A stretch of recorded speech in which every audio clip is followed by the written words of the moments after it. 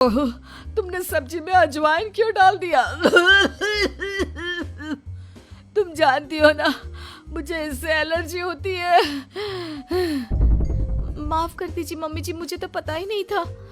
निधि, जल्दी से जाकर मम्मी के लिए पानी लेकर आओ। अरे नहीं नहीं जीजू, आंटी जी की एलर्जी पानी से नहीं बल्कि शहद से दूर हो जाएगी। 1 मिनट रुकिए। अंजलि दौड़ कर जाती है और शहद लेकर आती है। लेकिन तुम्हें इसके बारे में कैसे पता? बस ऐसे ही। आंटी जी ये लीजिए, जल्दी से 1 चम्मच शहद खा लीजिए। अब देखिए थोड़ी देर में आप ठीक हो जाएंगी।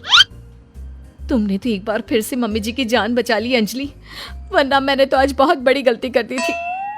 थैंक यू अंजलि बेटा, तुम तो वाकई में बहुत अच्छी लड़की हो। सबकी मदद भी करती हो और तुम्हें तो कितनी अच्छी नॉलेज है कि एलर्जी होने पर क्या खाना चाहिए। वाकई में तुम बहुत इंटेलिजेंट लड़की हो Anjali. Thank you so much. कुछ दिनों के बाद, भाभी मुझे ऑफिस के लिए देर हो रही है। मेरी एक फाइल है, जरा आप उठाकर रख देना। मैं शाम को आकर आपसे वापस मांग लूंगा। और जरा ध्यान से रखना, बहुत इंपॉर्टेंट फाइल है। ठीक है अमित, मैं आपकी फाइल अच्छे से संभाल कर रखूंगी। अमित के जाने के बाद, देखो अंजलि, ये अमित के ऑफिस की एक बहुत इंपॉर्टेंट फाइल है। मैं जानबूझकर इसे कहीं पर छिपा दूंगी और तुम्हें बता दूंगी कि ये फाइल कहाँ रखी है। बस जैसे ही वो मुझसे फाइल ढूंढने के लिए कहेगा, तुम फाइल झटपट ढूंढ कर ले आना और उसे दे देना। वाह दीदी, मुझे इस घर की बहू बनाने के लिए आप कितनी मेहनत कर रही हैं। शाम के वक्त, भाभी मैंने आपको एक फाइल संभाल कर रखने को दी थी, प्लीज जरा वापस दे दीजिए ना। मुझे एक प्रेजेंटेशन बनाना है।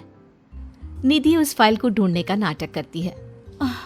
क्या करूं देवर जी, आपकी फाइल मिल नहीं रही मुझे। अरे भाभी ये आप क्या कह रही हैं? अगर वो फाइल नहीं मिली तो मेरा प्रमोशन नहीं होगा। बहुत इंपॉर्टेंट फाइल है। अमित, ये रही तुम्हारी फाइल। दीदी ने ऐसे ही बैठक में छोड़ दी थी और वो काम करने वाली आती है ना, वो इसे उठाकर डस्टबिन में डालने वाली थी। लेकिन सुबह मैंने तुम्हारी बात सुन ली थी तो संभाल कर रख दिया। अंजलि, मैं कैसे तुम्हारा शुक्रिया अदा करूं?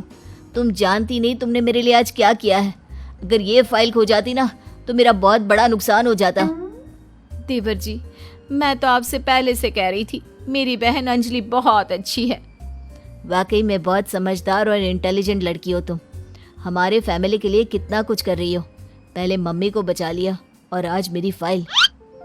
अगले दिन, मुझे लगता है कि अमित भी अंजलि को धीरे धीरे पसंद करने लगा है।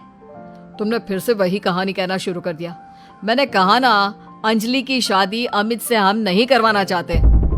देखो बेटा, तुम्हारी बहन बहुत अच्छी है, लेकिन फिर भी मैं अमित के लिए किसी दूसरे घर की लड़की लाना चाहती हूँ। एक ही घर की 2 लड़कियां मुझे अपनी बहू बनाकर नहीं लानी। मम्मी जी, मेरी बहन ने आपके लिए इतना कुछ किया और फिर भी आप उसके साथ ऐसा कर रही हैं। तुम गलत समझ रही हो निधि। ये बात तो हम लोगों ने तुम्हें पहले ही कह दी थी। तुम्हारी कोशिशें बेकार है। ऐसा कुछ नहीं होने वाला निधि।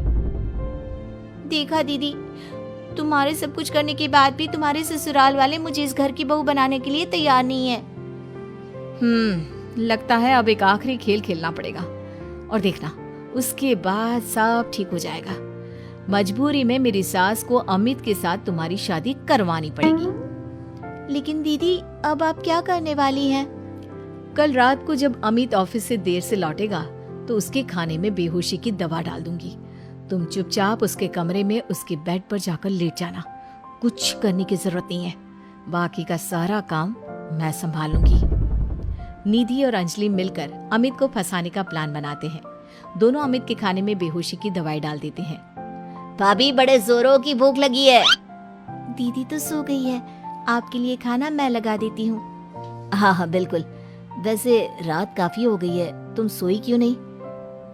मैं तुम्हारा इंतजार कर रही थी। सोचा तुम ऑफिस से लौट कर आओगी, खाना कौन देगा, बस इसीलिए। तुम कितनी अच्छी हो अंजलि, सबका कितना ख्याल रखती हो। थोड़ी देर के बाद खाना खाकर अमित गहरी नींद में सो जाता है और अपने प्लान के हिसाब से अंजलि उसके पास जाकर लेट जाती है। अगली सुबह, मम्मी जी ये देखिए, अमित मेरी बहन अंजलि से कितना प्यार करता है और कल रात को तो उन दोनों के बीच